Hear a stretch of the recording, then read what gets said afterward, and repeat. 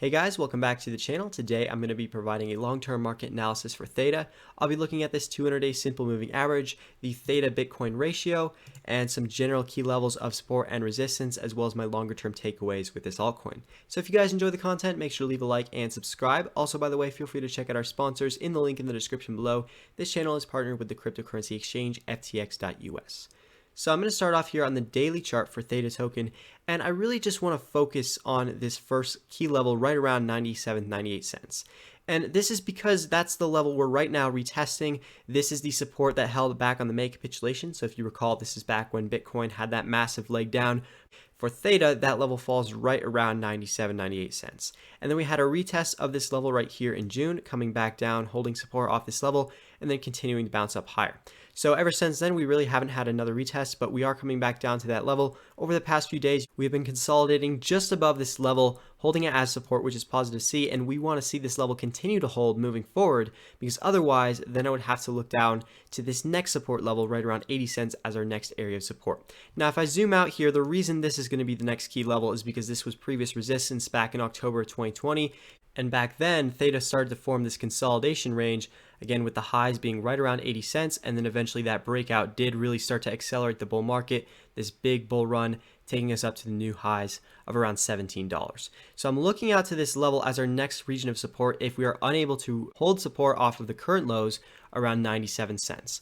Now another thing I'm going to be watching out for is going to be the 200-day simple moving average. So on the chart, that is the green line. It's going to be taking the average closing price of the last 200 days. And if we were to go back 200 days ago, we can see that the closing price was roughly around this peak back in April, around $4. So it's going to be averaging down at a pretty quick pace. You can see it has been downward sloping for about a year, going all the way back here to October of 2021. So over the next few weeks, I'm really going to be watching out to this level.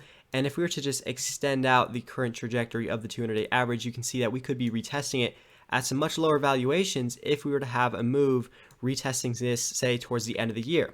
So that's going to be a level to watch out for. And when you go a very long time without actually having a retest of a moving average, when you do get that retest, it tends to be very significant. So when I look out into the end of the year, this is a level I will keep an eye on. And we are not guaranteed a retest of the 200-day average, but I do think it is quite likely, just given the nature by how quickly this is coming back down. So now I want to switch over here to the Theta Bitcoin ratio, and what's going on with this pair is a very significant and consistent downtrend. And what I mean consistent is I'm looking at these two moving averages, the 20-week and the 21-weekly averages, and I'm noticing how Theta Bitcoin has been respecting these ever since first losing it back in June of 2021.